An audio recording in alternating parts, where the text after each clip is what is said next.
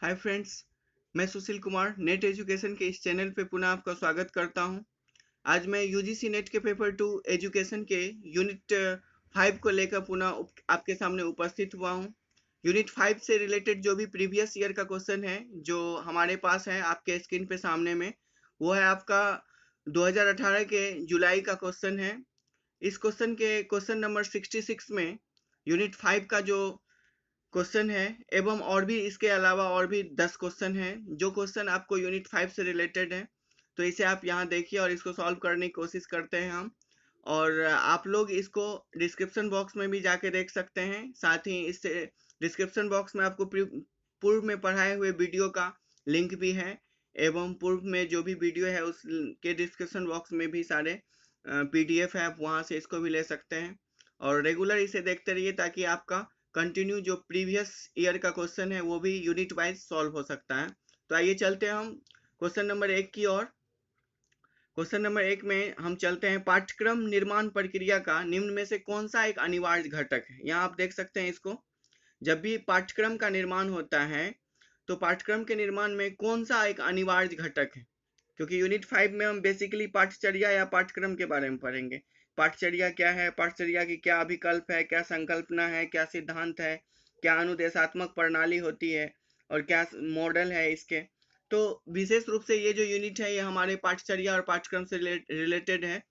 तो पाठ्यक्रम निर्माण की बात करते हैं हम। आपने दोस्तों पढ़ा होगा इसमें हमारे पूर्व के वीडियो में कि पाठ्यक्रम के निर्माण के लिए मुख्य रूप से हमें क्या देखना होता है, क्या एक अनिवार्य घटक है। इसके लिए है अनुदेशन के इनपुट प्रक्रिया और आउटपुट पर विचार देना। अर्थात आपने जो पाठ्यक्रम के निर्माण के लिए जो योग्यताएं बना रही है, पाठ्यक्रम के निर्माण के लिए जो पाठ्यक्रम का तैयार कर रहा है, वो इनपुट क्या देगा और इससे आउटपुट क्या मिलेगा। ये बातें जब आप स्पष्ट रूप से समझ जाते हैं तो आपका पाठ्यक्रम निर्माण बहुत अच्छे रूप में हो सकती है। अतः पाठ्यक्रम के निर्माण के लिए आपको जो शैक्षणिक चीजें इनपुट के रूप में दिया जा रहा है, उस शैक्षणिक चीजों से आउटपुट क्या होगा हमारे सोसाइटी में या हमारे समाज में या हमारे शिक्षण व्यवस्था में, उसे देखकर हमें पाठ्यक्रम का निर्माण किया जाता है और ये सबसे अनिवार्य घटक है। तो ये 3 नंबर आंसर जो है, जो ब्लू पेन से राउंडेड किया हुआ है, यही आंसर राइट आंसर है। नेक्स्ट चलते हैं हम। नेक्स्ट क्वेश्चन यूनिट 5 से ही रिलेटेड है। यहाँ आप देख सकते हैं कि निम्न में से किस प्रतिमान में राज्य स्कूल बोर्ड शिक्षा बोर्ड द्वारा पाठ्यक्रम की विषय वस्तु में अधिकतम बदलाव किए जाने की पॉसिबिलिटी होती है।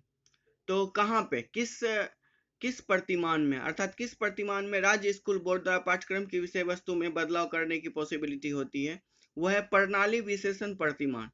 जो प्रणाली विशेषण प्रतिमान, ना कि प्रशासनिक रूप से, ना प्रदर्श रूप से, ना आधारिक रूप से, अर्थात एक ऐसी सिस्टमेटिक अरेंजमेंट, सिस्टमेटिक, जब आप किसी पाठ्यक्रम का विश्लेषण अच्छे रूप से कर सकते हैं और उस पाठ्यक्रम के बारे में जब आप सही रूप से विश्लेषण दे सकते हैं कि नहीं ये पाठ्यक्रम इस रूप में गलत है या इस रूप में सही है, तो जब आप किसी पाठ्यक्रम के बारे में आप गलत अवधारणाएं प्रस्तुत करके दिखा सकते हैं, वह अवधारणाएं ही प्रणाली विश्लेषण प्रतिमान के रूप में माना जाएगा।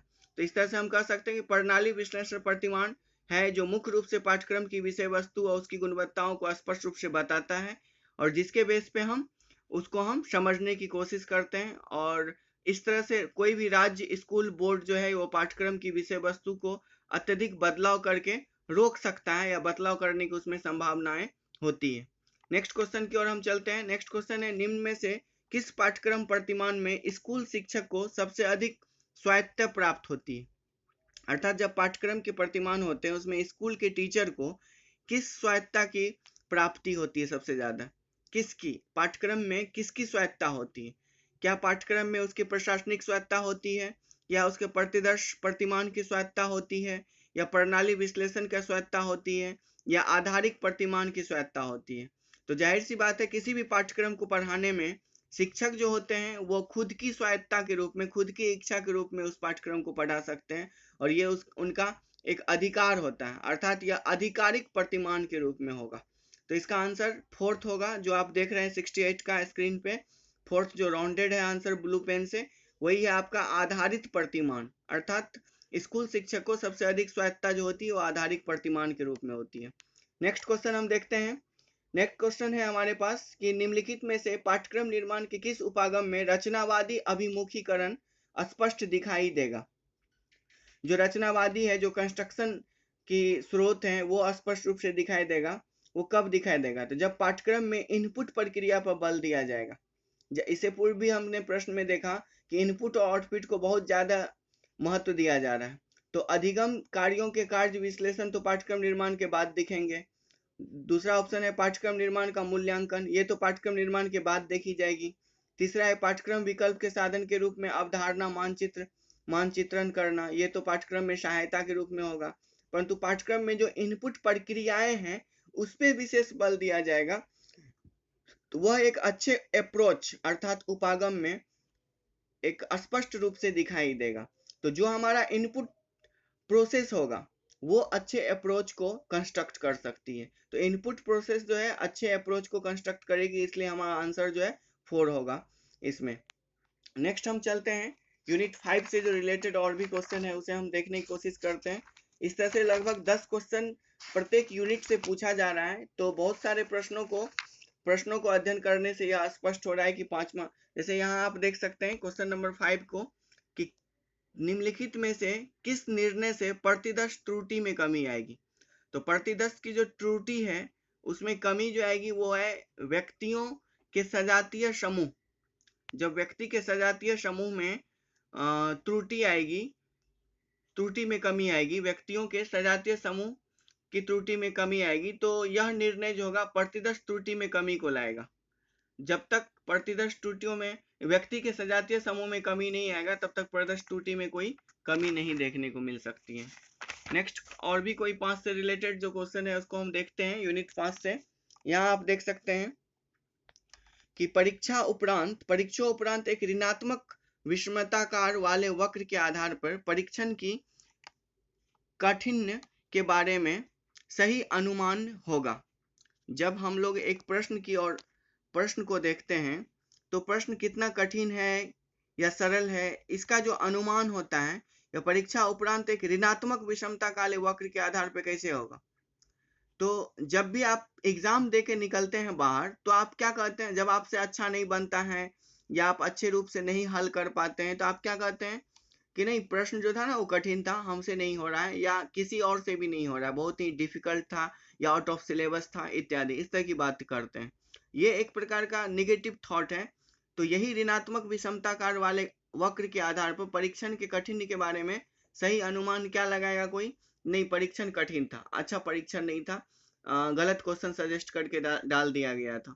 तो यही बातें आंसर हो जाएगी आपका 47 का जो आंसर है परीक्षण कठिन था, ऑप्शन नंबर बी यही आंसर होगा। कभी आप निगेटिव थॉट में आप यही सोच सकते हैं, ये तो सोच ही नहीं सकते हैं परीक्षण इजी था हमसे नहीं हुआ, परीक्षण ना तो सरल थी ना ही कठिन था, ये भी नहीं कह सकते हैं।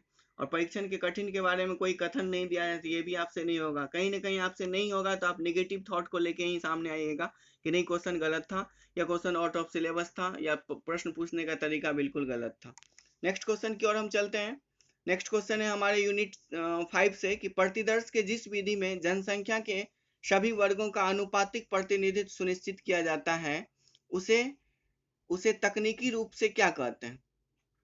जब किसी प्रतिदर्श में किसी की जनसंख्या के सभी वर्गों का एक अनुपातिक प्रतिनिधित्व सुनिश्चित किया जाता है तो वो क्या होता है। जब भी हम अनुपात लगाते हैं कि सही स्तर पे जाके, और सही स्तर पे जाके हम किसी अनुपात को लगाते हैं क्योंकि अनुपात का एक लेवल होता है, तो इसलिए हम लोग इसे स्तरीय प्रतिदर्शन कहेंगे।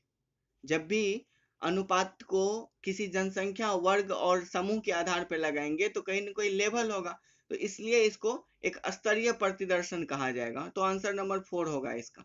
तो फ्रेंड्स इस तरह से हम यूनिट 5 के लगभग 10 क्वेश्चन को आपको दिखाया है।